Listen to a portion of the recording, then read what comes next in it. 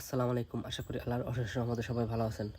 আমাদের যে শস্যগুলো লাগানো হয়েছিল ওর ভিতরে আপনার অর্ধেক গাছ হলো, মানে সব চারা একসাথে জ্বালায় নাই তো হয় নাই, এজন্য অর্ধেক গাছ নষ্ট হয়ে গেছে আর অর্ধেক গাছ আছে মোটামুটি ভালোই আছে।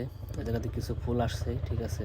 আর আগের যেগুলো নষ্ট হয়ে গেছে ওগুলো ধরছে, একটা দুইটা করে ধরছে। আর যেগুলো গাছ ভালো আছে এগুলো আশা করা যাইতেছে ভালোই কয়েকটা ধরবে আর কি, সামনে আর কি কয়েকদিন পরেই।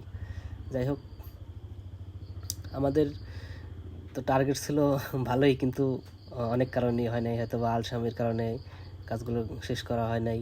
আবার বৃষ্টিও ছিল অনেক, এই জন্য কাজগুলো ভালো মতো শেষ হয় নাই। আর এই পাশে যে বেডটা কালকে ধনিয়া দেওয়া হয়েছে, বোনা হয়েছে, আজকে ওটার ভিতরে পানিও দেওয়া হয়েছে। আর এই পাশে যে জায়গা আছে আমাদের, এই জায়গায় হলো আজকে চাষ দেওয়া হয়েছে। এই জায়গায় মূলত এই লাল শাক আর হলো আপনার পুঁই শাক হলো চাষ করা হবে কালকে। এর যে পুঁইশাকের যে বিচি ওগুলো কালকে করা হবে, আজকে তো আর সময় নাই, এই জন্য কালকে লাগানো হবে বিচিগুলা, লাইন করে লাগানো হবে। ঠিক আছে, আপনাদের দেখাবো, সমস্যা নেই, কালকে দেখা যাবে ইনশাআল্লাহ। আর এই নিচের যে জমিটা আছে যেখানে গম ছিল, ওইখানে মূলত আমাদের পাট আছে, পাট বোনা হয়েছে আর কি। দেখা যাক ইনশাআল্লাহ।